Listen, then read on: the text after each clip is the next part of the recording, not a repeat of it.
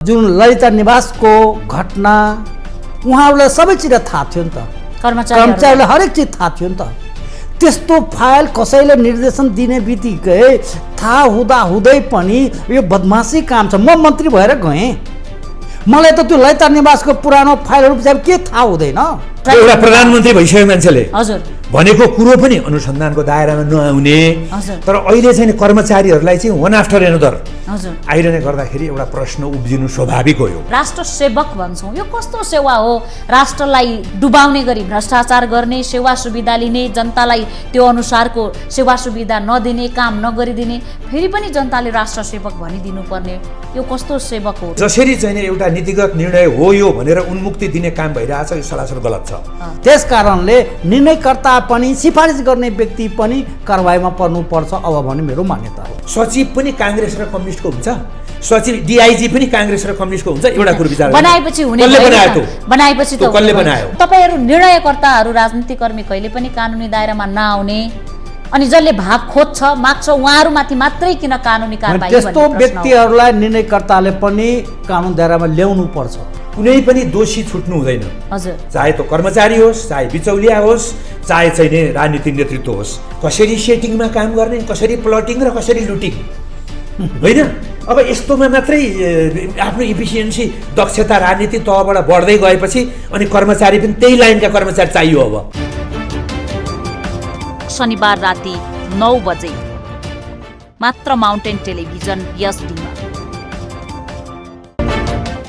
नमस्कार, माउन्टेन बहसमा स्वागत छ। दर्शकबिन, पछिल्लो समय ललिता निवास जग्गा प्रकरणले राजनीतिक सरगर्मी बढेको छ। विशेष गरी यससँग जोडिएका प्रशासनिक क्षेत्रका व्यक्तित्व तथा राजनीतिक व्यक्तित्वहरूमाथि जसरी अनुसन्धान प्रक्रिया सुरु भएको छ, पक्राउ गर्ने क्रम सुरु भएको छ, यसले भ्रष्टाचार विरुद्धको अभियान कडा हुँदै गएको हो कि भन्ने एउटा सङ्केत देखाउँदै पनि राजनीति गर्नेहरूमाथिको अनुसन्धान फितलो र प्रशासनिक क्षेत्रका व्यक्तित्वमाथिको अनुसन्धान अलिकति कडा भएको हो कि त्यहाँ विभेद भएको हो कि भन्ने रूपले पनि बहस सुरु भइराखेको छ। खास गरी जुन निर्णय गर्दाखेरि राजनीतिक नेतृत्वले, तत्कालीन सरकार प्रमुख, लाइन मिनिस्टर भन्छौँ हामी, सम्बन्धित मन्त्रीदेखि लिएर निर्देशन दिने व्यक्तिहरूमाथि अनुसन्धान कम हुनु वा नहुनु र कर्मचारीमाथि अनुसन्धान भइरहनुले भ्रष्टाचार विरुद्धका यी कदमहरू सन्तुलित रूपमा अगाडि बढेका छैनन् भन्ने विषय नयाँ तरिकाले बहसमा आइराखेको छ। यद्यपि भ्रष्टाचार गर्ने जोसुकै व्यक्तिमाथि पनि अनुसन्धान हुनुपर्छ भन्ने आम जनताको माग हो। पछिल्लो समय भुटानी शरणार्थी प्रकरणदेखि ललिता निवास जग्गा प्रकरणसम्म आइपुग्दाखेरि सरकारका केही कदमहरू भ्रष्टाचार विरुद्धका अभियानका लागि आशालाग्दो रूपमा देखिएको छ। तथापि जुन रूपले यसमा अझै कदमहरू चल्नुपर्ने थियो, चालिनुपर्ने थियो, त्यो सन्तुलित रूपमा र सन्तुष्टजनक रूपमा कदमहरू चालिएका छैनन् भन्ने विषयमा बहस हुँदै गर्दा आज हामीले माउन्टेन बहसमा यसै विषयमा केन्द्रित रहेर कुराकानी गर्नेछौँ। यसका लागि हामीले हाम्रो स्टुडियोमा निम्ति आएका छौँ प्रतिनिधि सभाका सदस्य तथा नेपाली काङ्ग्रेसका नेता तेजुलाल चौधरी र पूर्व सचिव तथा सामाजिक अभियन्ता देवेन्द्र प्रसाद सिटौला। यहाँहरू दुवैजनालाई स्वागत छ। धन्यवाद। मैले चौधरीज्यूबाट सुरु गर्न चाहे। एउटा गुनासो आइराखेको छ, भ्रष्टाचार सम्बन्धी मुद्दाहरू, फाइलहरू खुल्दैनन् र खुलिहाले पनि विभेद भयो। राजनीति गर्ने व्यक्तिहरू सेफ जोनमा भए जस्तो देखिन्छ, कर्मचारीमाथि चाहिँ सरकारको अलिक कडाई भयो भन्ने देखिन्छ। तपाईले के बुझिराख्नु भएको छ संसदमा बस्दै गर्दा सत्ता पार्टीको एउटा नेताको हैसियतले? तपाईले भने अनुसार त्यो पक्कै पनि होइन होला, तर मैले के बुझिरहेको छु, हामी के सोचिरहेको छु, सरकारले के गरिराखेको छ, भ्रष्टाचार गर्नेले जुनसुकै व्यक्ति होस् त्यसलाई कारबाही हुनुपर्छ भनेर मान्यता सरकारले राखेको छ। त्यस कारणले भ्रष्टाचारमा जो राजनीतिक व्यक्ति होस् या चाहे कर्मचारी होस्, सही हो गलत हो छुट्याएर भ्रष्टाचारलाई निर्मूल पार्नुपर्छ भन्दा, तर सरकारमा हुँदै पनि पर्मानेन्ट सरकार को हुनुहुन्छ? पर्मानेन्ट सरकार सचिवहरू हुनुहुन्छ, पर्मानेन्ट सरकार कर्मचारीहरू हुनुहुन्छ, पर्मानेन्ट सरकार त्यहाँका लेखापालहरू हुनुहुन्छ, सहसचिवहरू हुन्छ, सधैँ उहाँहरूको दायित्वभित्र पर्ने हो। मन्त्री तपाईँको प्रधानमन्त्री 6 महिना 1 वर्षमा आउने जाने, यो देशको सरस्वती हेर्दाखेरि 9 महिनासम्म 10 महिनासम्म 11 महिनासम्म मन्त्री र प्रधानमन्त्रीहरू कुनै पनि सरकारमा टिकेको छैन। हामी सरसरी हेर्दाखेरि मात्रै 46-47 को टाइममा अलिकति केही दिन्थ्यो, नत्र अहिलेसम्म, र बिचमा 3 वर्ष 3.5 वर्ष भयो हैन, नत्र 11 महिना 9 महिने 10 महिने मन्त्रीमण्डलहरू सरकारहरू देखिन्छ। र जुन थाई सरकार छ, जुन ललिता निवासको घटना उहाँहरूलाई सबै चिज थाहा थियो नि त, कर्मचारीलाई हरेक चिज थाहा थियो नि त।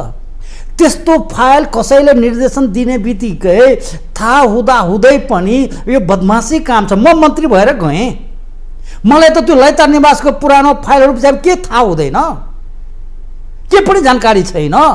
मन्त्रीहरूको कन्ट्याक्टमा बस्ने नेताहरूलाई ललिता निवासको जग्गा प्रकरणबारे थाहा छैन भनेको मतलब म मन्त्री भएर अहिले पो त्यति चर्चा परिचर्चा भयो त। हजुर हैन, अहिले पो त्यति चर्चा परिचर्चा त क्याबिनेटबाट एउटा निर्णय गर्दै गर्दाखेरि राजनीतिक व्यक्तित्वहरूले यो काम कानुन सम्बद्ध रूपमा भएको छ कि छैन भनेर त्यसलाई अध्ययन गर्ने, पुनर्विचार गर्ने होइन, पक्कै पनि त्यो जिम्मेदारी प्रधानमन्त्री मन्त्रीहरूको जिम्मेदारी हो।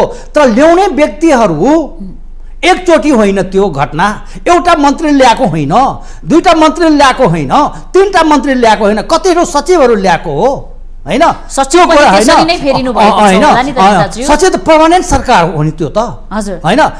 त्यो सरकारले त सोच्नु पर्थ्यो। ठिक छ, राजनीतिक मान्छेहरू होला कति कुराहरू कमी कमजोरी, जो पर्मानेन्टमा काम गर्ने जो थाई सरकार छ त्यो मान्छेले सोचेर गर्नु पर्थ्यो यस्तो कुराहरू। त्यस कारणले जे भए तापनि राजनीतिक व्यक्तित्वको कमजोरी छैन भन्ने हो होइन, राजनीतिक व्यक्ति कमजोरी नभएको होइन है, तर पर्मानेन्ट सरकार जो थाई सरकार छ उसले हरेक कुराहरूको अन्द्राभुरी थाहा हुन्छ, सबै कुराहरू थाहा हुन्छ। त्यो ल्याइसकेपछि सचिवले पनि ब्रिफिङ गर्नु पर्थ्यो है।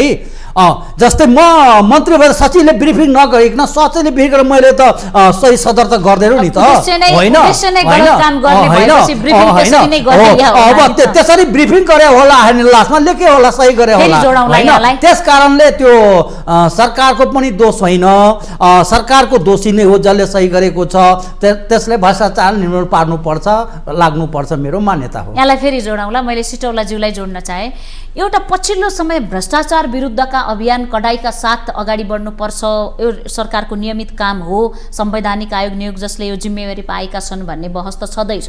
तर पनि अहिले फरक बहस के चलेको छ भने कर्मचारीमाथि अलिकति अनुसन्धान कडा भयो, राजनीतिक व्यक्तित्वहरूलाई चाहिँ अलिकति अनुसन्धानबाट टाढा राख्ने प्रयास भयो भन्ने कुरा तपाईँ नेपाल सरकारको पूर्व सचिव समेत हुनुभएका कारणले यो कुरालाई मान्नु भएको छ, छोएको छ यो कुराले?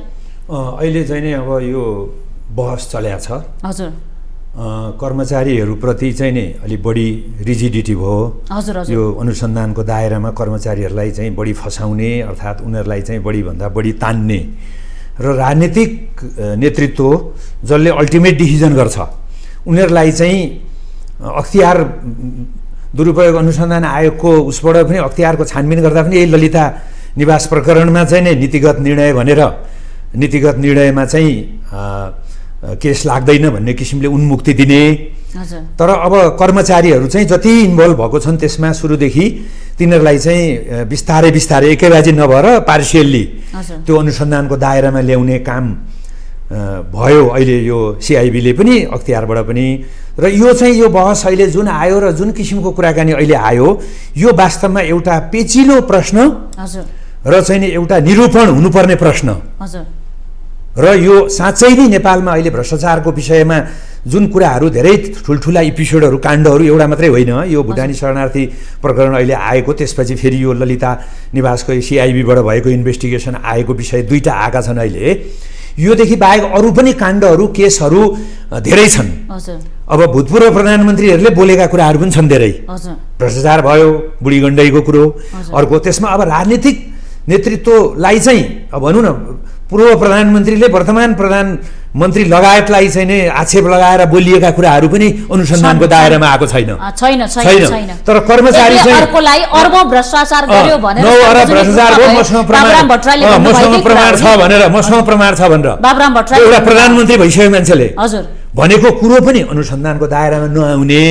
तर अहिले चाहिँ कर्मचारीहरूलाई चाहिँ वान आफ्टर एनदर आइरहने गर्दाखेरि एउटा प्रश्न उब्जिनु स्वाभाविक हो यो।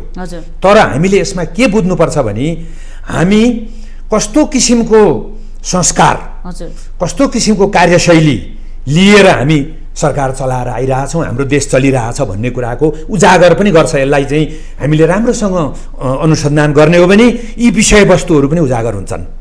के छ भने कर्मचारीहरू डराएर अब बहालवाला सचिव कामको सिलसिलामा कुनै ठाउँमा जाँदै अहिलेको सञ्चार सचिव पक्राउ पर्नुभयो, एयरपोर्ट जाँदै गर्ने भन्ने त्यो चर्चा पछि सचिव सहित कर्मचारीहरू के अरे त्यो त्रासमा छन्। भ्रष्टाचार गर्यो भने उहाँहरू त्रासमा छन् भन्ने कुराले त्यहाँ एक्सक्युज गर्न मिल्छ, त्यो दिन मिल्छ। अब यस्तो सुन्नु, अब यो नेपालमा भ्रष्टाचारको विषयमा त पोलिटिसियन र प्रशासकहरूको बिचमा चाहिँ नै साँठगाँठ, नेक्सस, बिचमा बिचौलिया, बलियो साँठगाँठ बिचौलिया। यसको मतलब सबै कर्मचारी खराब र सबै राजनीति गर्ने मान्छे खराब भने होइन। तर के छ भने यस्ता केसहरू जब घट्छन् त्यति बेला इनिसिएसन कसरी हुन्छ र त्यसको इन रिजल्ट, त्यसको बेनिफिट कसरी लिन्छन् भन्ने कुरालाई पनि हामीले हेर्नुपर्छ। कर्मचारी बिचमा हुन्छ मोस्ट अफ द केसेसमा, यो भ्रष्टाचारको केसमा सुरुमा बिचौलियाहरूले त्यस्ता केस लिएर आउँछन्। मन्त्रीहरूको माध्यमबाट, मन्त्रीका परिवारको माध्यमबाट, हुनसक्छ तिनीहरूका श्रीमती, छोराछोरी, हामीले देखिरहेछौँ नि केसहरू। जस्तो अस्ति भुटानी शरणार्थीमा पनि त छोराहरू परेका छन् होइन, अब पहिला चाहिँ नि यो सुडान घोटालामा पनि राजनीति गर्ने मान्छेहरू चोखिए, कर्मचारीहरू फेला परे होइन। अब वास्तवमा त्यसमा पनि त राम्रोसँग विचार गर्ने हो भनेदेखि त दुधको दुध पानीको पानी हुने हो भने त त्यहाँ त राजनीति गर्नेहरूको मान्छे पनि इन्भल्भमेन्ट हुनसक्छ। अब यहाँ के छ भने निर्णय गर्ने, अन्तिममा गएर फाइल सदर गर्ने, क्याबिनेटमा लगेर निर्णय गर्ने काम चाहिँ नै प्रधानमन्त्रीको मातहतमा हुन्छ सबै। अब मन्त्री परिषदमा गएको कुरो प्रधानमन्त्रीको जिम्मेवारीमा हुन्छ, देशको कार्यकारी प्रमुखको जिम्मेवारीमा हुन्छ त्यो कुरो, जुन कुरो क्याबिनेटमा जान्छ। मलाई थाहा थिएन, मलाई झुक्याए, यसो भए उसो भए भन्न पाइँदैन त्यो कुरो। त्यो अथोरिटी अल्टिमेट अथोरिटी हो। तपाईको विचारमा तत्कालीन प्रधानमन्त्रीहरू माथि पनि यो विषयमा मैले यसो भन्छु, अहिले जसरी चाहिँ एउटा नीतिगत निर्णय हो यो भनेर उन्मुक्ति दिने काम भइरहेछ, यो सरासर गलत छ। यो होइन। नीतिगत निर्णय भनेको त के हो भने, नीतिगत निर्णयको डेफिनेसन के हुनुपर्छ भने जुन कुरो पोलिसी बनाउने कुरो, जस्तै हामीले औद्योगिक नीति बनाउने, वाणिज्य नीति बनाउने, आपूर्ति नीति बनाउने कुरोहरू जो चाहिँ पुरा नेपाली जनतालाई, समाजलाई, समूहलाई बेनिफिट हुने कुराहरूको पोलिसी बनाउने कुरो हो नीतिगत निर्णय। यो त पटक्कै निर्णय हो, कुनै व्यक्तिलाई जग्गा दिने उ गर्ने कुरा भने पटक्कै निर्णय हो। त्यसलाई नीतिगत निर्णयको बास्केटमा हालेर हेरेर शुद्धिकरण गर्ने कुरो नि गलत छ। एउटा त्यस कारणले तपाईलाई के लाग्छ, कसमाथि अनुसन्धान हुनुपर्छ ताकि भ्रष्टाचार विरुद्ध निष्पक्ष ढङ्गले अनुसन्धान भएको आम जनताले महसुस गर्नु? अनुसन्धान चाहिँ कसमाथि हुनुपर्छ भने यो कुरो कहाँबाट इनिसिएसन भयो त्यो सुरुदेखि अन्तिमसम्म हेर्नुपर्छ टोटल। र को परे, कसले सही गरेका छन्, कसले चाहिँ रायमा आएका छन्, कसले राय दिएका छन्, कसले कानुन विपरीत अर्थात् जुन नियम, कानुन, प्रणाली, विधि, नियमावली भन्दा प्रतिकूल हुने गरी कसरी काम भएको छ। तपाईँले घुमारो तरिकाले त भन्नुभयो, तर प्रधानमन्त्री नै भए पनि भन्ने कुरा चाहिँ क्याबिनेटमा लगेर यो जग्गा सम्बन्धी कुराकानीमा गरिएको छ भने यसलाई नीतिगत निर्णय भनेर मानेर उन्मुक्ति दिने काम कतिको यो चाहिँ जस्टिसको कुरो हो, यो पनि सोचनीय छ। एउटा फेरि यहाँलाई जोडौँला, मैले चौधरीज्यूलाई के जोड्न खोजेँ भने आज नै करिब 7-8 जिल्लाको अफिसको कामको सिलसिलामा 6-7वटा जिल्ला 7-8वटा जिल्ला भ्रमण गर्ने अवसर मिल्यो, गए। त्यहाँ चाहिँ एक प्रकारले आम जनताहरूसँग इन्ट्रेक्सनको क्रममा चाहिँ उनीहरूको भनाइ के भेटियो भने फलानु पनि भ्रष्टाचारी कि नयाँ पार्टीको नाम लिनुहुन्छ, कसैले कि राजा आउनुपर्छ। यो मेरो भोइस होइन है, मैले उहाँहरूसँग छलफल गर्दा आएको एकदमै तिक्तता देखिएको छ। जसरी भ्रष्टाचारका काण्डहरू सार्वजनिक भइराखेका छन्, जसरी प्रभावशाली नेताहरूका नाम जोडिएका छन्, यसले जनतामा एक प्रकारको त्यो तिक्तता देखिएको छ। तपाईहरूलाई राजनीति गर्दाखेरि तपाईँका पार्टीका नेताहरूको नाम खोज्दै जाँदाखेरि शीर्ष नेतृत्वको नाम भेटिनुपर्ने अवस्था देखिएको छ हरेक काण्डहरूमा। यसले तपाईँहरूलाई अलिकति हीनता बोध हुने, तपाईँहरूलाई जनतालाई कसरी जवाफ दिउँ भन्ने दोस्रो तेस्रो तहका नेताहरूलाई जवाफदेहिताको समस्या आएको छ कि छैन? पक्कै पनि अहिले नेपाली जनताले राजनीतिक को जुन किसिमको सरकारको तर्फबाट अथवा प्रतिपक्षको तर्फबाट अथवा कुनै पनि दलहरूको जनताहरू त्यति खुसी भइराखेको छैन। तपाईँले जुन बताउनु भयो गाउँपालिका नगरपालिकामा जनताहरू खुसी भइराखेको छैन। त्यो म पनि स्वीकार छु त्यो कुराहरूमा। त्यसमा सँगसँगै जनताले जुन डेलिभरी गर्नुपर्ने जुन गणतन्त्र आइसकेपछि जुन सुविधा जनताले पाउनुपर्ने, जुन किसिमको आर्थिक र सामाजिक उन्नति हुनुपर्ने, त्यो कुराहरू पक्कै पनि सोचेअनुसारको हुन सकेको छैन। तर एउटा कुरा के भएको छैन, जनताले अनुभूति गर्न सकेको छैन। अनुभूति हुने गरी हामीले सेवा गर्न सकेनौं या अनुभूति हुने गरी जनताले फिलिङ अनुभूति हुनु पर्थ्यो। जस्तै उदाहरणको लागि नेपाली काङ्ग्रेसको 48 पछि सरकार बनेपछि यो देशमा खुल्ला अर्थतन्त्र नीति ल्यायो। त्यसपछि ठुलै बैंकहरू फिनान्सहरू खोलियो, सहकारीहरू व्यापक रूपमा खोलियो, धेरैजनाको रोजगारीहरू भयो। त्यस्तै कारण दूरसञ्चारको क्षेत्रमा सञ्चारको क्षेत्रमा धेरै टिभीहरू, धेरै सञ्चार माध्यमहरू आयो, धेरैहरूको रोजगार। तर त्यो जनताले त्यति हुँदाहुँदै पनि अनुभव भयो। भर्खरै मात्र कर्णालीको मुगुबाट फर्के, नेपालगञ्जबाट तालचा एयरपोर्ट जाँदै गर्दाखेरि मैले के देखिरहेको थिएँ भने 1 लिटर दुध 1 लिटर दही त्यहाँको नागरिकको हातमा। म त सोचेको थिएँ पहाडी जिल्ला, त्यहाँ त पशुपालन होला, दुध दही राम्ररी खान पाइएला भनेर सोचेको थिएँ। तपाईँले सञ्चारको कुरा गर्नुभयो, त्यहाँ 5 दिनसम्म बत्ती आएको छैन र सरकारी कार्यालयमा गएर मैले मेरो मोबाइल चार्ज गरेँ। भर्खरैमा आजै यहाँ आइपुगेको छु। मैले अर्को जोडेँ, तपाईँले ब्याङ्किङ भन्नुभयो, बाटो नभएका कारणले सब्मिट एयरको हेलिकप्टर जहाजबाट सानो ट्रिनेटरबाट बैंकहरूले पैसा लग्या पनि मैले मेरै आँखा अगाडि देखेँ। तपाईँले भन्नुभएकै कुरा यो अर्थतन्त्रको के त्यहाँका नागरिकहरू, पुरुषहरू वैदेशिक रोजगारीमा, महिला बालबालिका वृद्धहरू घरमा र महिला पनि युवाहरू विदेशमा देखे। त्यो खुला अर्थतन्त्र कति काम लाग्यो? खुला अर्थतन्त्र सबैको लागि, गरिब जनताको लागि त्यो पहुँच पुगेन कि।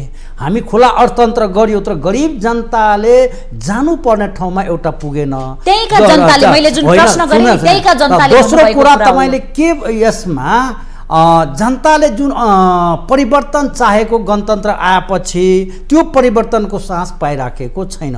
र त्यो कुराहरू अहिले मिडियाले व्यापक रूपमा, पहिले मिडिया कम थियो हैन, अहिले व्यापक रूपमा मिडियाहरूले भ्रष्टाचारको विषयमा अगाडि बढेको छ।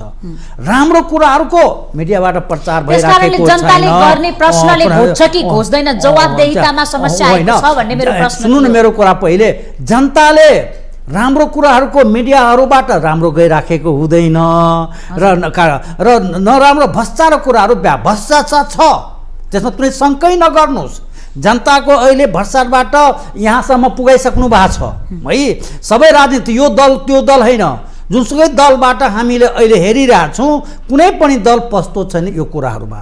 त जे जस्तो भए तापनि भ्रष्टाचार गर्नेले सरकारको नियम र ऐन कानुन अनुसार कारबाही हुनुपर्छ है।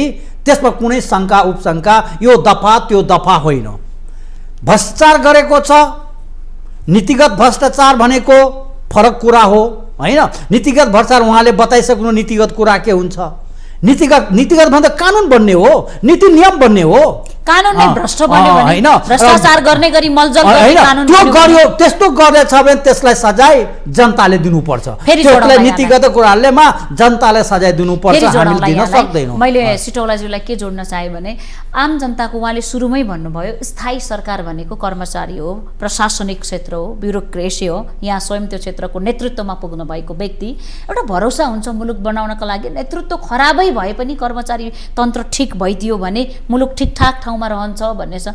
अहिले चाहिँ जुन प्रकारले व्यक्तिहरूको नाम जोडिएको छ नि, भुटानी शरणार्थी प्रकरणमा जसरी सचिवज्यूकै नाम जोडियो, अहिले थुनछेकमा हुनुहुन्छ, उहाँमाथि अनुसन्धान भइराखेको छ। ललिता निवास काण्डमा एकपछि तपाईँको ओडा अध्यक्षदेखि लिएर सचिवसम्म हेर्नुहोस् त, एक एक गरी जति खोतल्दै जाने हो त्यति। राष्ट्र सेवक भन्छौँ, यो कस्तो सेवा हो? राष्ट्रलाई के अरे डुबाउने गरी भ्रष्टाचार गर्ने, सेवा सुविधा लिने, जनतालाई त्यो अनुसारको सेवा सुविधा नदिने, काम नगरिदिने, फेरि पनि जनताले राष्ट्र सेवक भनिदिनु पर्ने यो कस्तो सेवक हो तपाईँहरू या यो हाम्रो प्रशासनिक यन्त्र? सुन्नु न, अब यसमा के छ भने नि कुनै पनि चिजको रुट कजमा जानुपर्छ क्या। हजुर। यसमा के छ भने त्यसको जरा कहाँ छ भन्ने कुरामा हजुर जरा पहिल्याउनुपर्छ क्या। हजुर। अब के छ भने ठिक छ, ब्युरोक्रेसी भनेको म पनि काम गरेँ, 27-28 वर्ष निजामती सेवामा काम गरेँ। मेरो पनि हिजो के काम गर्थेँ, कस्तो थिए मेरा पनि आचरण भन्ने कुरो त जगजाहेरै होला, मूल्याङ्कन गर्नेले गरिरहेको होला नि, हिजो अस्तिकै कुरा हो। तर कुरो के छ भने ठिक छ, पर्मानेन्ट गभर्मेन्ट हो ब्युरोक्रेसी, तर अल्टिमेटली देश कसले चलाउने हो? देश त राजनीतिले चलाउने हो। पोलिसी कसले बनाउने हो? कानुन कसले संशोधन गर्ने हो? कानुन कसले बनाउने हो? र चाहिँ नि त्यो ब्युरोक्रेसीलाई ह्यान्डल गर्ने को हो? ब्युरोक्रेसीलाई ह्यान्डल गर्ने हामीले त ल पञ्चायत सिस्टम 46 सालभन्दा अगाडिको कुरा नगरौँ। त्यति बेला पञ्चायत थियो, राजाको ऊ थियो, ल त्यति बेला एउटा चाहिँ तानाशाही व्यवस्था थियो अरे। 46 सालमा लोकतन्त्र प्रजातन्त्र आइसकेपछिका कुराकानीमा हामीले विचार गर्दै गयौँ भने कर्मचारी तन्त्रलाई जुन राजनीतिकरण गरियो, हजुर, कि कर्मचारीहरू स्वयं राजनीतिकरण अन्तर्गत जान चाहे? यसो कर्मचारीलाई सुरुमै राजनीतिकरणबाट जोगाउन सकिन्थ्यो, त्यो चाहिँ राजनीतिक नेतृत्वले त्यो गर्न सक्थ्यो। हजुर। के भने कर्मचारीहरूलाई अनावश्यक रूपमा पार्टी पिच्छेका सङ्गठन सङ्घ खोल्न दिने अनि त्यहाँनिर एउटा तल्लो तहको सुब्बा खर्दार सेक्सन अफिसर लेभलको मान्छे चाहिँ पावर सेन्टरमा पुगेर सचिव बनाउने, विभागीय प्रमुख बनाउने सम्ममा इन्फ्लुएन्स गर्न सक्ने हैसियत राख्ने, अनि त्यसपछि गएर इन्ट्रेस्ट ग्रुपहरू चाहिँ चलायमान हुने, त्यसपछि परिवारवादहरू हाबी हुँदै जाने हामीले देखेका छौँ राजनीतिमा। कि एकपछि कसैका श्रीमती, कसैका दाजुभाइ, कसैका परिवार, कसैका साथीभाइ हाबी हुँदै गएर हिजो चाहिँ नि के भने एउटा चाहिँ नि जेल जीवन बिताएर हिँडेका राजनीतिज्ञहरू, एउटा चाहिँ चप्पल लाएर हिँडेका राजनीतिज्ञहरूको हैसियत अचानक चाहिँ नि भयङ्कर चाहिँ नि एकदम ठुलो व्यापारी, ठुलो उद्योगपतिको जस्तो कर्मचारीको पनि बढ्यो होला। चप्पलको प्रसङ्ग धेरै नै आउँछ, चप्पल पट्काएर नेताको लागि मात्रै भन्दिनँ, कर्मचारीको पनि भन्छु। हिजो गाउँबाट आएर चाहिँ नि लोकसेवा दिएर आएका कर्मचारीको हैसियत पनि त्यसरी नै बढेको, उनीहरू पनि चप्पल पट्काउँदै आउनु भयो। तर त्यसरी बढेका कतिका छन् त? राजनीतिमा पनि सबैको बढेको छैन, कर्मचारीमा पनि सबैको त बढेको छैन। हजुर, यो त सत्य हो। सत्य हो। राजनीति गर्नेमा पनि सबै राजनीति गर्ने मान्छेहरूको हैसियत त कमाउ धन्दामा त छैन नि। कतिको त घर जमिन बेचेर पनि राजनीति गरेका छन् नि। अहिलेको महँगो राजनीति, अहिलेको यो महँगो न महँगो चुनाव लड्ने टिकट लिने पैसा तिर्नुपर्ने राजनीति। अब हामीले के बुझ्नुपर्छ भने हामी कस्तो किसिमको संस्कार र कस्तो किसिमको संस्कृति डेभलप गर्दै आयौँ। हामीले एउटालाई मात्रै दोष दिने होइन, यहाँ चाहिँ नि कर्मचारी दोषी, राजनीतिज्ञ दोषी भन्ने होइन।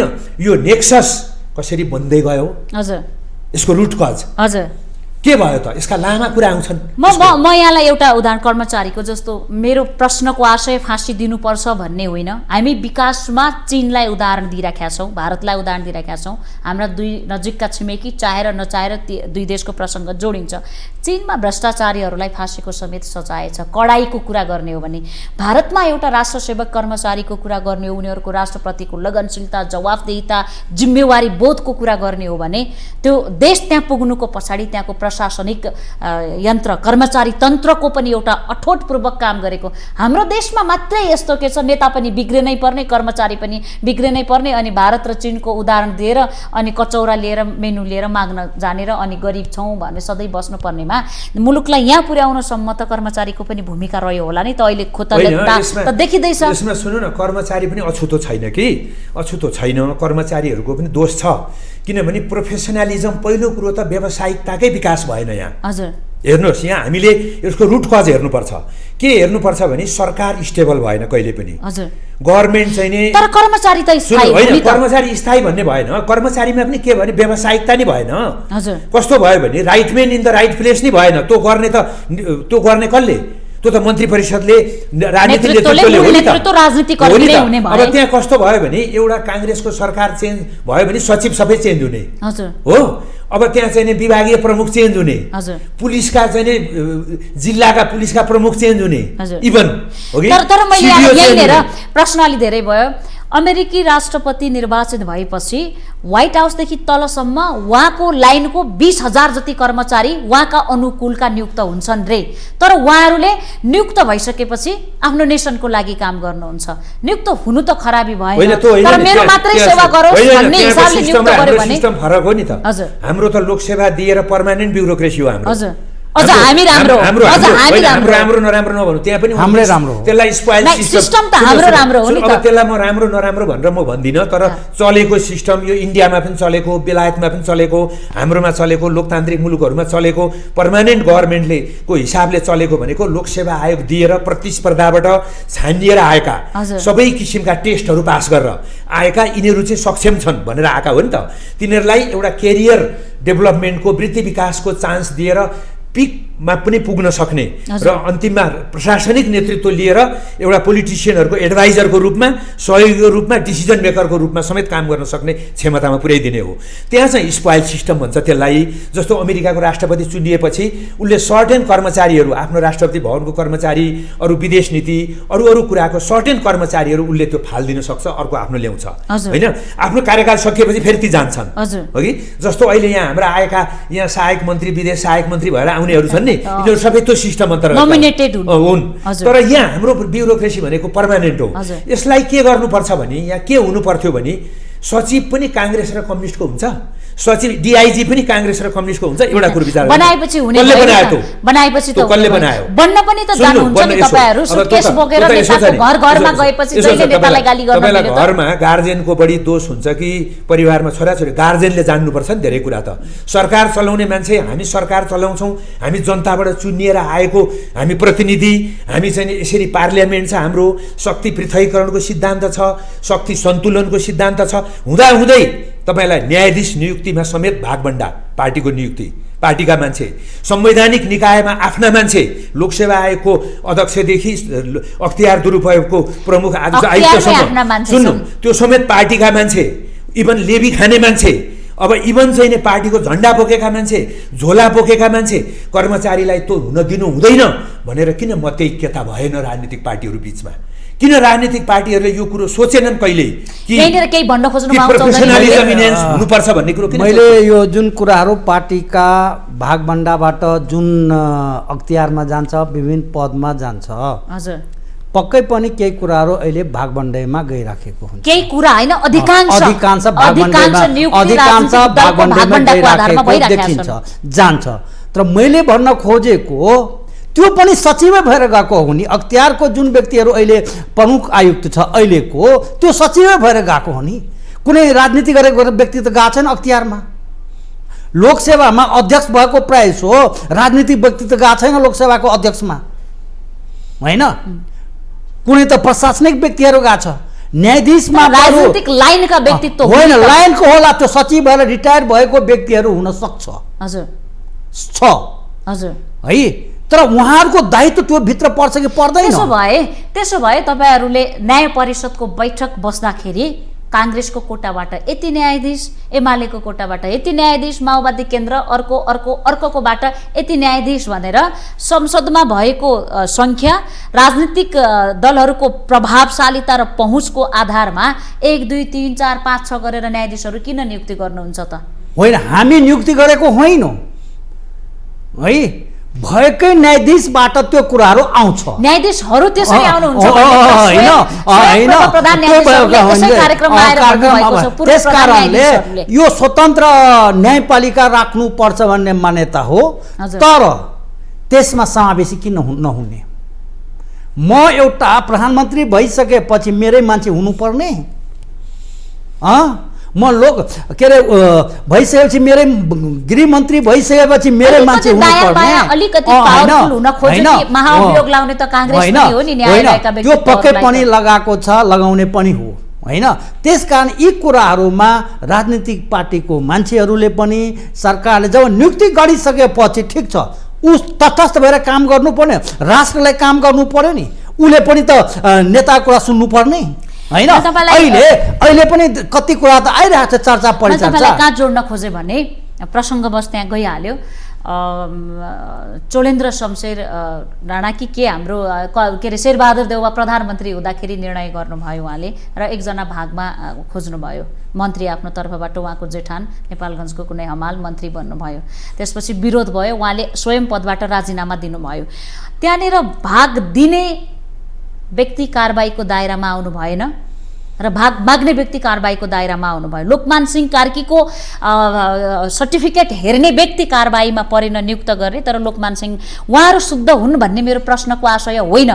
तर तपाईँहरू निर्णयकर्ताहरू राजनीतिक कर्मी कहिले पनि कानुनी दायरामा नआउने अनि जसले भाग खोज्छ माग्छ उहाँहरूमाथि मात्रै किन कानुनी कारबाही? त्यस्तो व्यक्तिहरूलाई निर्णयकर्ताले पनि कानुन दायरामा ल्याउनु पर्छ है। खराब मान्छेले कसैले नियुक्ति गर्छ भने अब ल्याउनु पर्छ। मैले प्रश्न धारणा भएको व्यक्ति हो, तपाईकै पार्टीको सभापति पार्टीको बिते कुराहरू के भयो त्यो सरकारको विषय भएन। अब त्यसै कारणले पार्टीको इच्छा अनुसार हामीले जान सक्यौँ भने जुनसुकै पार्टी पनि अहिले जनतासित अहिले तरलतामा पुगिसकेका छ। त्यस कारणले निर्णयकर्ता पनि सिफारिस गर्ने व्यक्ति पनि कारबाहीमा पर्नुपर्छ अब भन्ने मेरो मान्यता हो। मैले यहाँलाई जोडेँ।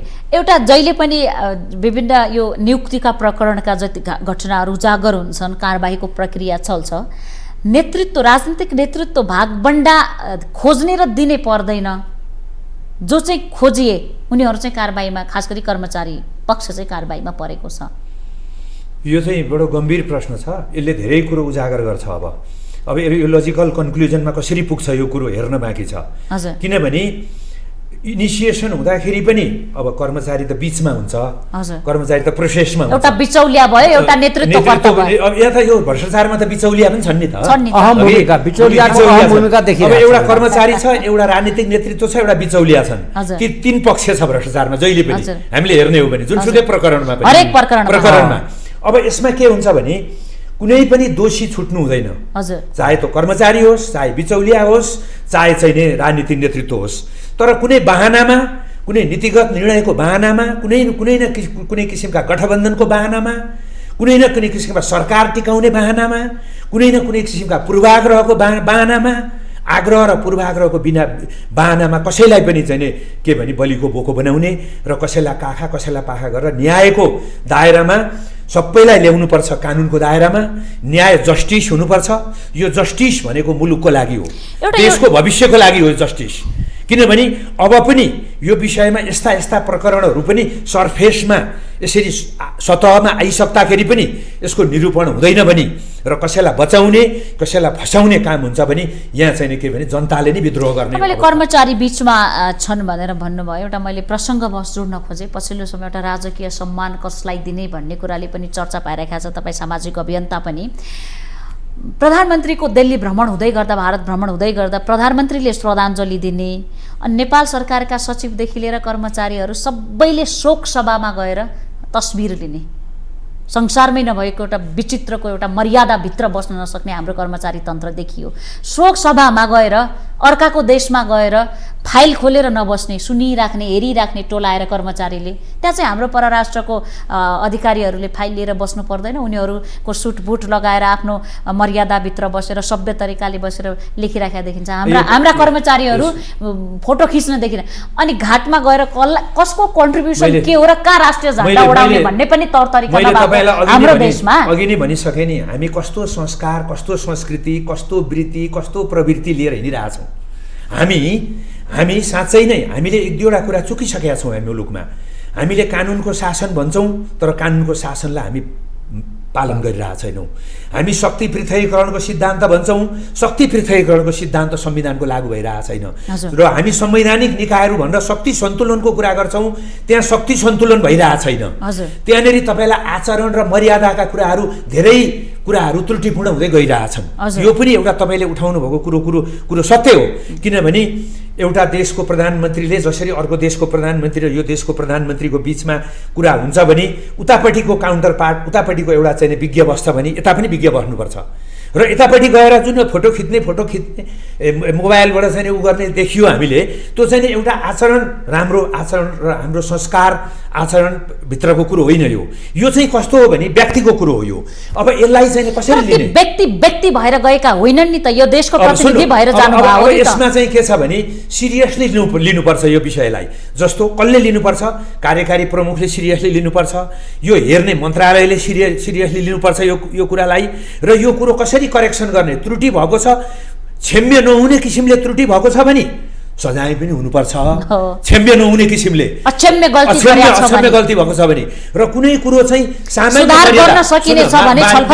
मर्यादाको उल्लङ्घन भएको छ भने चेतावनी दिएर चाहिँ प्रत्यक्ष अप्रत्यक्ष रूपमा चेतावनी दिएर यी कुराहरू भोलिका दिनमा हुन नदिने वातावरण। यहाँलाई फेरि जोडौँला, नेतृत्वको भ्रष्टाचारको कुरा भयो, क्षम्य र अक्षम्यको कुरा गर्नुभयो, यो प्रसङ्ग भ्रष्टाचारमा पनि लागू हुन्छ। भ्रष्टाचार कहीँ कतै कति पनि गर्न मिलेन, यो एक मत एक सवाल एकै शब्द हो सबैको, आम जनताको, यदि देश बनाउने हो भने। तर कमसेकम नेतृत्व वर्गमा, क्याबिनेटमा जानेहरूमा, राजनीतिक दलका शीर्ष नेताहरूको बीचमा, राज्यका पद सम्हालेका व्यक्तिहरूको बीचमा सीमामा भ्रष्टाचार नगरौँ, देशलाई बेइज्जत हुने गरी नबेचौँ, खोला नाला नबेचौँ, सीमामा भ्रष्टाचार पनि कहाँ गर्ने, देशको भूगोलै बेच्ने, सट्टापट्टा गर्ने विषय गर्ने कसैलाई नसोधेर खोला नालाहरू सबै बेच्ने, अरू विदेशी शक्ति केन्द्रहरूलाई नेपालको भूभाग उनीहरूको कब्जामा जाने गरी गर्ने, यस्तो विकासको के काम छ जो नेतृत्वले कमसेकम यति चाहिँ गर्नुहुन्न है, यो चाहिँ राष्ट्रघात हो, राष्ट्रद्रोह हो भन्ने कुरा नेतृत्वहरूको कुनै लिस्टेड छैन, कुनै सूची छैन,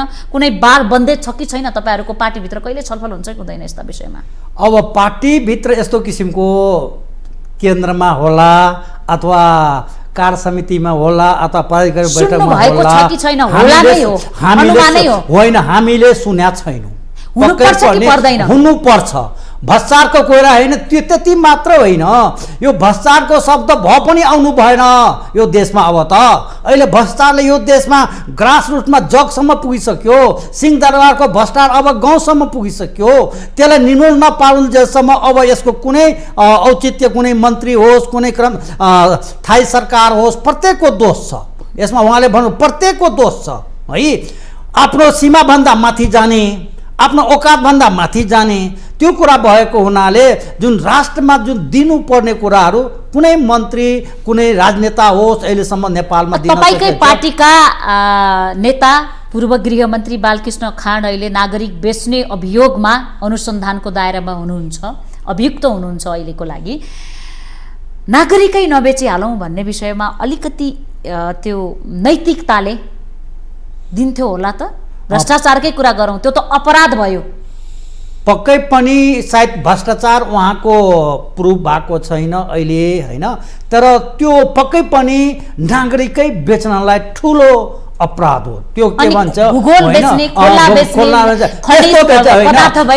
सबै कुराहरू विदेशीको जिम्मा लगाइदिने, राजनीति गर्न खोजे होइन। त्यस्तो राजनीति गर्ने मान्छे राम्रो होइन, म प्रष्ट क्लियर छु।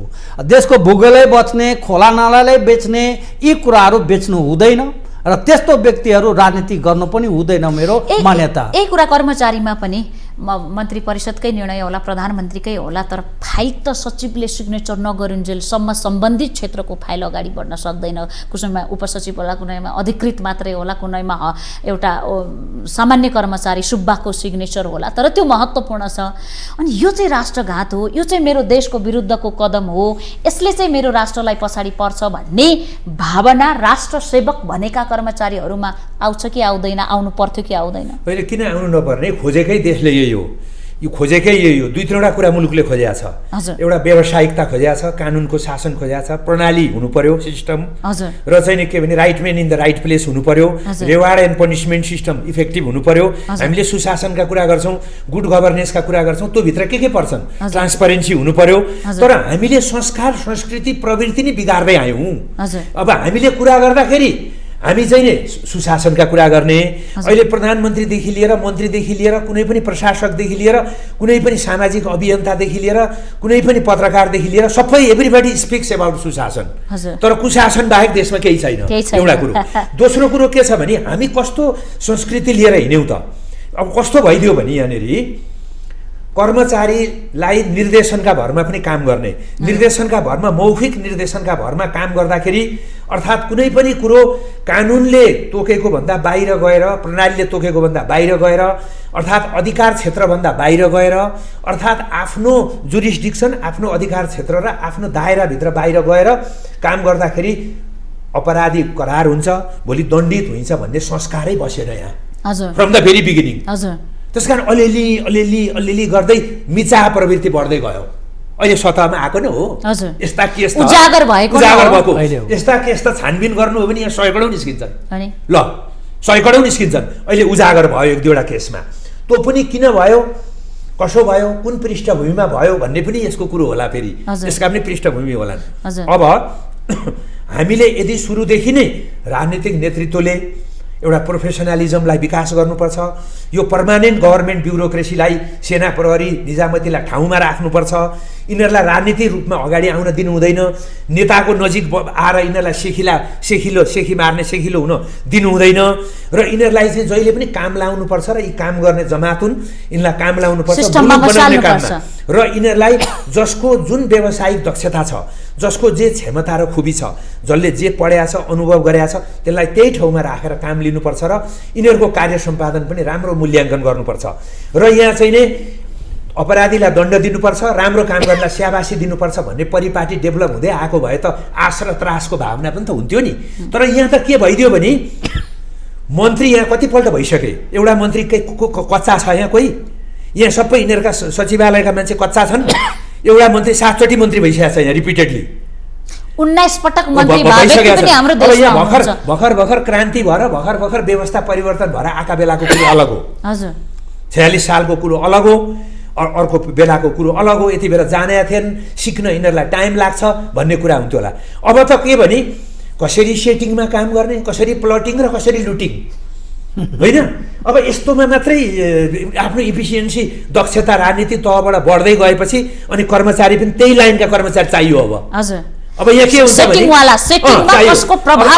भने यो कुरो छिपेको छ र यहाँ ढाँटी कसैले म झुट बोल्दिनँ छ र यहाँ चाहिँ कुरो के छ भने राम्रो मान्छे कसैलाई चाहिएको छैन। ल, काम गर्ने सचिव र नियम कानुन हेरेर मात्रै काम गर्ने सचिव कुन चाहिँलाई चाहिएको छ? म यो नियम कानुनभन्दा बाहिर गएर काम गर्दिनँ भन्ने चाहिने मन्त्री कुनै अपवाद होला यो मुलुकमा? 3 दिनको लागि पनि मुख्य सचिव बनाइन्छ, कारण के होला त? अब बाबा यो कुरो त मैले भनिनँ, कस्तो संस्कार, संस्कृति, वृत्ति, प्रवृत्ति लिएर हामी हिँडिरहेका छौँ। यसको रुट कजमा हेर्नुपर्छ, जरा कहाँ छ यसको, जरा खोतल्नु पर्यो पहिला। माथि रुखपात किन मर्यो, किन हाँगा सुके, जरा नै तल गाडिए, राम्ररी गाडिएन नि त, मलजल नि पुगेन नि त। हामीले चाहिँ के भने लोकतन्त्र प्रजातन्त्र ल्यायौँ राजनीतिक स्वतन्त्रताका नाममा, तर हामीले कस्तो किसिमको प्रशासन संयन्त्र ल्यायौँ, कस्तो किसिमको शासकीय स्वरूप र शासन प्रणालीका हामीले चाहिँ संस्कार। यहाँलाई फेरि जोडौँला, तपाईँ सत्तारूढ पार्टीको सांसद पनि हो, व्यक्तिगत रूपमा त तपाईँ 3 पटक निरन्तर रूपमा जनताबाट निर्वाचित जनप्रतिनिधि हो, तर तपाईँको पार्टी पनि अहिले एउटा सबैभन्दा ठुलो सरकारमा रहेको दल, प्रमुख सत्ता साझेदार दल भएको कारणले मैले के जोड्न खोजेँ भने केन्द्रदेखि स्थानीय तहसम्म कर्मचारीलाई तलब खुवाउन सरकारलाई समस्या परिसकेको छ। आंशिक रूपमा धेरै ठाउँमा तलब आइरहेको छ। अहिले मुलुकको ऋणभार बाह्य र आन्तरिक गरेर 21 खर्ब नागिसकेको छ। 74-75 हजार प्रति व्यक्ति नेपालीको टाउकोमा ऋणभार परिसकेको छ। आय स्रोत केही छैन। 90% भन्दा बढी वस्तु हामी विदेशबाट आयात गरिराखेका छौँ।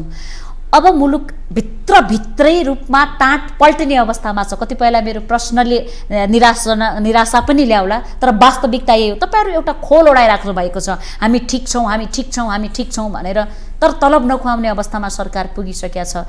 मुलुकै डुब्ला कि भन्ने चिन्ता छ, तर पनि यो विषयमा सरकारको बिचमा, सत्तारूढ दलहरूको बिचमा एक पटक छलफल भएको देखिँदैन। किन होला त? तपाईले जुन कुरा बताइराख्नु, तलब खुवाउने कुराहरूमा सरकार अहिले सक्षम छ। त्यस्तो कुराहरू नखुवाउने सक्ने, तर कतिपय ठाउँमा पूर्ण रूपमा कर्मचारीले मासिक तलब पाइराख्नु भएको छैन। अहिलेसम्म सरकार सक्षम छ है। दोस्रो कुरा, अहिले देशको परिस्थिति हेर्दाखेरि हामीहरू कमजोरी कुन पक्षमा छौँ? आर्थिक पक्षमा हामीले पैसाको पक्षमा कमजोरी हामी छैनौँ। हाम्रो सबभन्दा ठुलो कमजोरी पक्ष कहाँ छ? सरकारको अथवा यहाँको। हामीले नीति बनाउँछौँ, कार्यक्रम बनाउँछौँ, त्यो कार्यक्रममा ग्रास रुटसम्म पुग्न सकेको छैन, बिचौलिया मार्फत पुगिराखेको हुन्छ। बिचौलियाले नेता पाल्ने भएपछि काम त बिचौलियाले नै गर्ने भने चुनावमा तपाईहरुलाई चन्दा चाहिने, बिचौलियाबाटै चाहिने। यस्तो कुराहरू सरकारले सोच्नुपर्छ, पार्टीले सोच्नुपर्छ। अब पनि सोचेन भने त्यो गाह्रो हुन्छ। त्यसकारणले जस्तै उत्पादनलाई किसान कहाँ डाइरेक्ट जानुपर्ने कुराहरू किसान कहाँ लोनकै कुरा न, सरकारले धेरै लोन दियो, अर्बौं लोन होइन, ऋण दियो होइन, तर किसान कहाँ डाइरेक्टै नगण्य रूपमा किसान कहाँ पुगेको छ। होइन। उत्पादनका किसानका खेतबारीका उत्पादनहरू हामी मार्केटमा ल्याउन सकेका छैनौँ। अधिकांश खेतबारी त बाजो पनि छ नि त, पहाडी एरियाको तर एरिया पनि बाजो छ। हजुर। त्यसकारण यी कुरामा सरकारको उत्पादनमा ध्यान पुगेका छैन होइन। त्यो उत्पादन नभएपछि आवश्यकता के हो त? ध्यान आज सरकारको कहाँ छ? विकासमा छैन। 21-22वटा राष्ट्रिय गौरवका आयोजना अलपत्र छन्। बन्दरगाह बन्यो चोभारमा, त्यसमा एउटा कन्टेनर जान सक्ने अवस्था छैन। पोखरा अन्तर्राष्ट्रिय विमानस्थल बन्यो, भैरवा अन्तर्राष्ट्रिय विमानस्थल बन्यो, एउटा पनि विमान अवतरण गर्न सकेका छैन। अनि देशको अर्थतन्त्रमा सुधार हुने सङ्केतमा सरकारले ध्यान दिन सकेका छैन। 80-90% व्यापार घाटा सरकारले कम गर्न सकेका छैन। यो सरकारको ध्यान, तपाईँहरूको ध्यान कहाँ छ? तपाईँहरूले सुधार गर्न खोज्नु भएको क्षेत्र के हो त? तपाईँले हामीले सुधार गर्नुपर्ने क्षेत्र भनेको उत्पादन नै बढाउनु पर्ने, बढ्या छैन। सरकारले यसमा ध्यान दिनुपर्छ र ध्यान दिनुपर्छ भन्ने मान्यता हो। र लोनको कुरा तपाईँले पक्कै पनि यो 5-7 वर्षको दरम्यानमा, लगभग 6 वर्षको दरम्यानमा हामीले ऋण धेरै नै लियौँ है। जबकि 2टा एयरपोर्टको ऋण हामीले जुन किसिमको लियो त्यो हामी अहिले तिर्ने क्यापेसिटीमा छैनौँ र त्यहाँबाट उत्पादन गरेर त्यहाँबाट व्यापार कमाएर हामी सकिराखेको छैनौँ। त पक्कै पनि कति कुरा, तर जे तपाईँको भनाइअनुसार देश एकदम आर्थिक अवस्था कमजोर छ, त्यो अवस्था पक्कै पनि छैन। तपाईँहरू ढुक्नुहोस्। तपाईँलाई म फेरि जोडौँला। राजनीतिक दलहरूले आर्थिक अवस्था ठिक छ भन्नुको एउटा प्रमुख कारण बिचरा नेपालीहरूले मुलुक छोडेर कमाएर पठाएको रेमिट्यान्स नै हो। कति छ त मुद्रा सञ्चिति भन्ने कुराले नै एउटा सरकारले अहिलेसम्म त्यो बलमा हौसिएर भनिराख्नु भएको छ। आन्तरिक रूपमा मुलुक खोक्रो भएको तपाईँ मान्नुहुन्छ कि मान्नुहुन्न? तपाईँको अनुभवले के भन्छ? अब यस्तो छ, यो चाहिँ कुरो धेरै निराशा हुनुपर्ने अवस्था पनि नेपालको केसमा चाहिँ छैन। हजुर। अब सत्य बोल्नुपर्छ। हजुर। धेरै निराशा भएर हामी सकिहाल्यौँ, हाम्रो अर्थतन्त्र डुबिसक्यो, हामी कोल्याप्स नै भइसक्यौँ, मुलुक नै एउटा चाहिँ फेलियर स्टेटको रूपमा गइसक्यो भन्ने कुरा चाहिँ होइन। तर थ्रेटनिङहरू आइरहेछन्। अब यसका पूर्व सङ्केतहरू चाहिँ आइरहेछन्। जस्तो पूर्व सङ्केत कस्तो भने हाम्रो साधारण तर्फका खर्चहरू अत्याधिक बढेर गइरहेछन् र हाम्रो रिभेन्यू कलेक्सन, इन्टरनल हाम्रो आन्तरिक राजस्व चाहिने सङ्कलन गर्ने अपेक्षित रूपमा सङ्कलन हुन सकेका छैन र क्षेत्र विस्तार हुन सकेका छैन। र दोस्रो कुरो, खर्च धेरै बढेर गइरहेछ, करप्सन मुलुकमा बढेर गइरहेछ, फजुल खर्चहरू बढेर गइरहेछ। विकास खर्चलाई हामीले थोरै बजेट मात्रै छुट्याउन सक्छौँ र थोरै छुट्याउन सकेको पनि क्यापिटल एक्सपेन्डिचरमा, पुँजीगत खर्चमा हामीले छुट्याएको बजेट पनि 40% पनि खर्च हुँदैन, पछि फ्रिज हुन्छ त्यो सबै। र आयोजनाहरू पनि के भने आयोजना प्रमुखहरू फ्रिक्वेन्टली चेन्ज हुन्छन् र आयोजनाहरूको इन्फेरियर क्वालिटी हुन्छ विकास निर्माणमा र बनाएका चिजहरू पनि हाम्रो चाहिँ क्वालिटीका छैनन्, क्वालिटीमा क्वेसन आउँछ। नियमन गर्ने निकायहरू, रेगुलेटरी मेकानिजमहरू पनि मुलुकको प्रभावकारी देखिँदैनन्। जुन जुन निकायहरूले त्यसलाई नियमन गर्नुपर्ने थियो ती आयोजनाहरूलाई त्यो पनि देखिँदैन। र चाहिँ के छ भने 3 तहका सरकार छन्, खर्चै खर्च छ। बिचमा चाहिँ नि सङ्घीयता ल्याइदिएर प्रदेश सरकारको त खर्च त भारै थाम्नु नसक्ने गरी खर्च बढाइदिएको छ। त्यतापट्टि गम्भीरतापूर्वक सोचिएको छैन। त्यस कारणले गर्दाखेरि समग्र परिस्थितिलाई हामीले निहाल्ने हो भने र चाहिँ समग्र हाम्रो राजस्व सङ्कलन हुने क्षेत्र, खर्च गरिने क्षेत्र र हाम्रा सम्भावनाहरू र हामीलाई सबैलाई एउटा पोटेन्सियालिटी र प्रोजेक्सन हामीले गर्ने हो भने थ्रेटनिङ चाहिँ भइरहेछ कि मुलुक बिस्तारै बिस्तारै एउटा चाहिँ नि असक्षम राष्ट्र, असफल राष्ट्रतिर पो जाने हो कि छ कि भन्ने चाहिँ हामीलाई पनि लाग्न थालिसकेको छ। अब त्यो कुरा यो नै उपयुक्त समय होइन त त्यसो भए सचेत हुने? हो, उपयुक्त। अहिले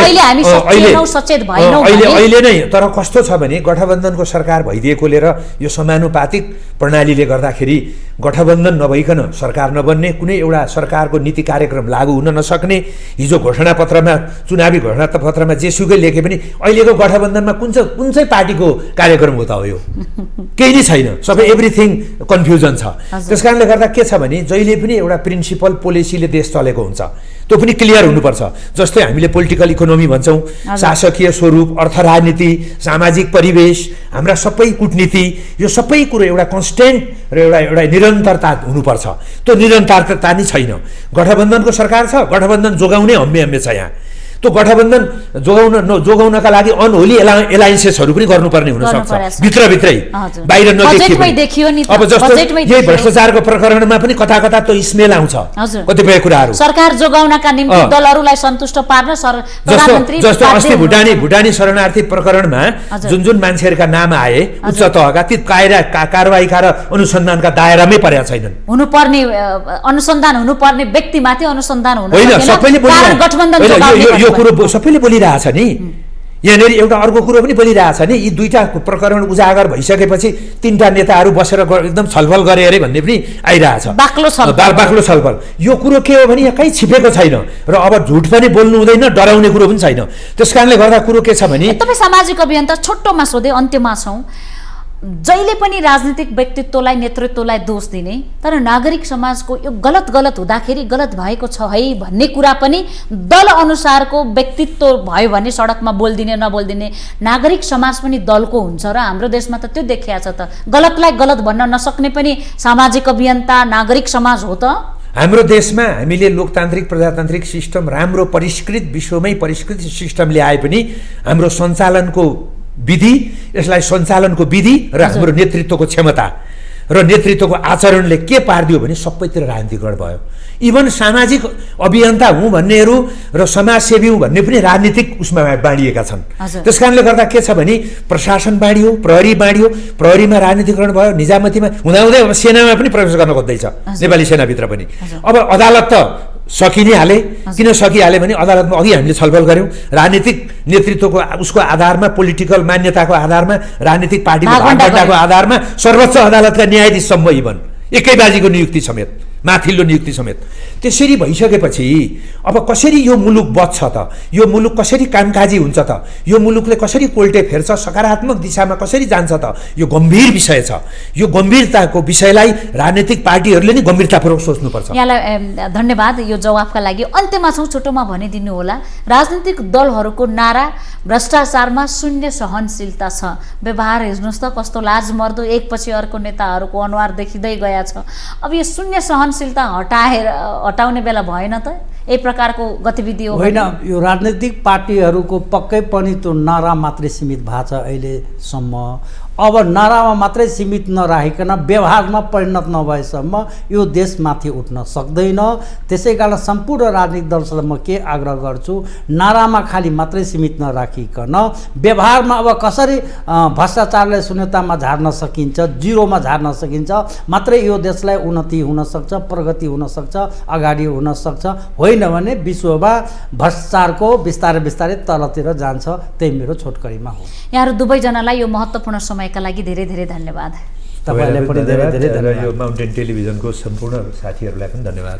हामी माउन्टेन बहसमा थियौँ। नेपाली काङ्ग्रेसका नेता तथा प्रतिनिधि सभाका सदस्य तेजुलाल चौधरी र पूर्व सचिव तथा सामाजिक अभियन्ता देवेन्द्र सिटौलासँग आज हामीले माउन्टेन बहसमा ललिता निवास प्रकरणदेखि समाजमा देखिएका विकृति साथसाथै मुलुकको आर्थिक अवस्था र